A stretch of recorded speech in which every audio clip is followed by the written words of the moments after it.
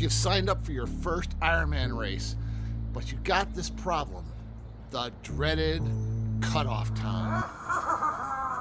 Whoa, what was that? Well, in this video today, I'm going to talk to you about what the cutoff times are, how they're determined, and the difference between a hard cutoff and a soft cutoff in an Ironman or half Ironman race. So stay right here because I'm going to bring you some really great information from Ironman Chattanooga 70.3. So there's actually two different types of cutoffs in a race with cutoffs. There is the hard cutoff, which is an actual race cutoff point, and there's a soft cutoff, and that's an individual cutoff. We're going to start off and talk about hard cutoffs. And what I mean by hard cutoffs is these are areas on the course where if you don't make the time, you're pulled from the course and you get a DNF. What we're going to use as an example is Ironman Chattanooga 70.3, which I just finished, and I happen to write down all of the hard cutoffs that they mentioned in the racer's briefing. So before I tell you how it worked at this race, I want to give you a disclaimer. Make sure you read your athlete's guides. The numbers I am giving you are for Ironman Chattanooga 70.3, and they may be different in each individual race. So here goes. The hard cutoff on the swim in this race was 1 hour and 40 minutes. It's normally in a half Ironman 1 hour and 20 minutes from the time the last racer enters the water. So what happens is when the last one goes into water, they start a timer, and 1 hour and 20 minutes later, anyone who's still in the water is pulled out and their race is over. Now the second hard cutoff is only 10 minutes later. This is a transition cutoff. If you barely beat that 1 hour and 20 minutes on the swim, you only have 10 minutes to get out of transition before the next hard cutoff. That's coming out of transition. You're not allowed out on the bike course 1 hour and 30 minutes after that last person enters the water, regardless of what your personal time is at that point. The bike course has two cutoffs. The first one is generally just about halfway. In this race, it was the second aid station where there was a hard cutoff. If you didn't make that aid station by 3 hours and 30 minutes after the last racer entered the water, you were stopped, you were pulled off the race, your race was over, and you DNF'd. The next hard cutoff is at the bike finish. At the bike finish in this race was 5 hours and 30 minutes after the last racer entered the water. Think about it. That only gives you 2 hours to finish the second half of the bike course. So you got to put the power down and you got to make that cutoff at 5 hours and 30 minutes, or again, DNF, race over. Again, we go back to transition. You barely beat that 5 hours and 30 minutes. You get into transition at 5 hours and 29 minutes and 25 seconds. You have got literally 10 minutes, 35 seconds to get out of transition. So you better hustle if you're close to that cutoff to get out of transition and get on the run. So now you're out on the run and you have your final two hard cutoffs. The first one is at the halfway point of the run. This was at Chattanooga at the 7 hour point. You could not start the second loop of the run if you did not get to that middle point by 7 hours. Then they only gave you 1 hour and 30 minutes to run the second half. At 8 hours and 30 minutes, you were a DNF, even if at the discretion of the race director, they leave the finish line open and let other finishers come in after that hard cutoff at 8 hours and 30 minutes. You still receive a DNF. So that's hard cutoffs. You want to make those hard cutoffs because you literally are out of the race at those points. Our next segment right now, we're going to talk to you about the soft or personal cutoff times. This is where it gets murky. Kind of you can't really see what's going on because you keep going and your times are kind of strange and you don't know if you're in, you don't know if you're out. Let me clear this up so you can see how these soft cutoffs work. So the first soft cutoff time is 1 hour and 20 minutes on the swim.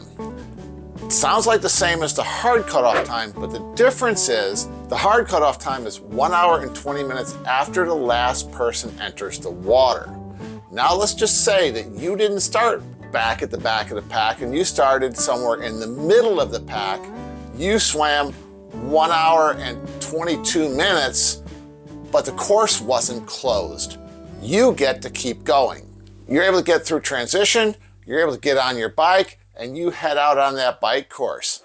As long as you can make that bike cutoff, you could possibly go over, again, the 5 hour and 30 minute personal cutoff time.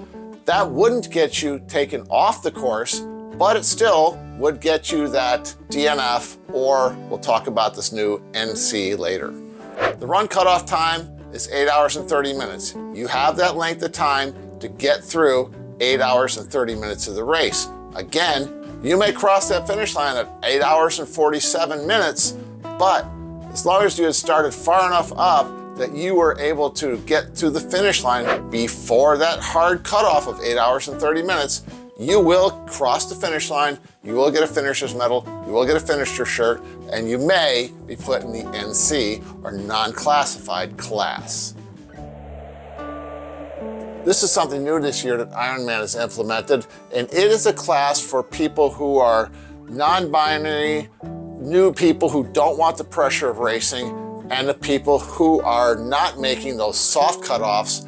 They can be, if it's implemented at your particular race, be put into the non-classified class and still get a finishing time and not get a DNF. Still murky, right? So how does this work? Let's take Racer Joe. He was an NCAA swimmer and he's very, very fast in the swim, but he's riding an old road bike. It's a hilly course. He's not a strong cyclist. He's gonna struggle making time on that bike. But then he is a pretty strong runner, and he just knows if he can get through that weak bike ride, he'll be able to make it to the finish line. So Joe jumps into water right at the front of the pack. He's entering the water about 45 minutes before the last person enters the water, and he goes out and he swims 30 minutes. Guy's fast, NCAA swimmer. Goes through transition in 12 minutes and then jumps on his bike. This is where Joe struggles. Joe struggles his way to the bike in 4 hours and 50 minutes, giving him a combined total as he crosses that entry into transition of 5 hours and 32 minutes. He's still about 20 minutes before that hard cutoff, and he's able to take off on that run. He makes another 12-minute transition, gets out on that run, and runs a solid 1:45 half marathon off the bike, giving him a total time of 7 hours and 29 minutes, easily beating that hard cutoff. You'd get your finisher shirt, your medal, and then you'd get online to show your friends how you did, and it had a big fat DNF on there. Again, we talked about the non-classified class. This is something new that you may be put in. Those are the words that race director used. We may put you in the new non-classified class. So you have to make the time cutoffs as the individual racer, not just the hard cutoffs. So you can be DNF'd or non-classified in the middle of the race, regardless if you finish well underneath the hard cutoff for the finish of the race. In our next segment, we're going to talk about how to beat that. I am going to give you a foolproof way to beat all of those cutoffs. If you're getting value from this video, go down below and give me a thumbs up. Leave me a comment about your experience with cutoff times, if you've ever missed a soft cutoff but made all the hard cutoffs.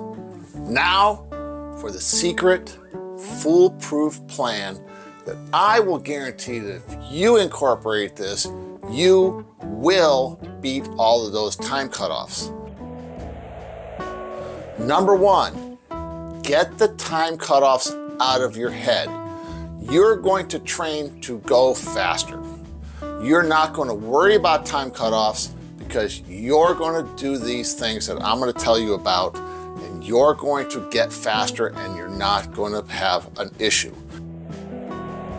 If you're a slow swimmer, what you want to do is you want to go out and get lessons.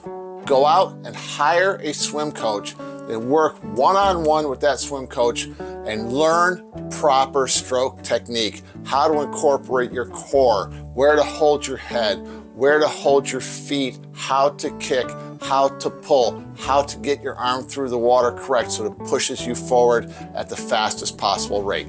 I do offer video swim technique analysis. You can check that out down below. There'll be a link in the description. The next thing you need to know is if you're one of the slower cyclists, like our example, Joe. What Joe wants to do is he wants to go out, number one, ride with faster riders. Don't worry about getting dropped. Go out there with the group rides, get in those group rides, get with a group that's one step faster than you, and each time you go with that group, try to go farther and farther and farther along each week before you get dropped. Eventually, you'll be right there at the finish line with that faster group and be ready to try the next group faster than that. On your long rides, just don't go on speed. Add intervals, add sections where you're adding 3 minutes or 5 minutes at a higher pace than what you're normally riding with recovery in between. Now that will help you to get faster on the bike. Do hill repeats, go uphill, come downhill, go uphill, come downhill. Work on your speed on every aspect of your riding. If you're a slow runner, here's something you want to add that's going to sound kind of strange.